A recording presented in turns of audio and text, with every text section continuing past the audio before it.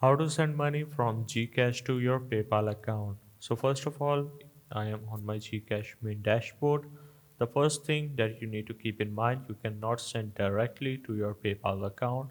So what you have to do is to simply transfer the Gcash money into your bank account. So simply tap on the transfer. So right now my account is not verified.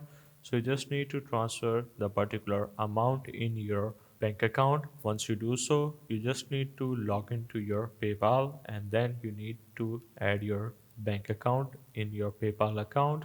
Once you do so, you just need to deposit the money into your PayPal by connecting the same bank account that you are using on your Gcash for withdrawing the money. So that's the only way that you can send money from Gcash to PayPal, and this is the easiest way that you can go with Gcash to PayPal. So hope this helped. This is how you can send money from Gcash to your PayPal.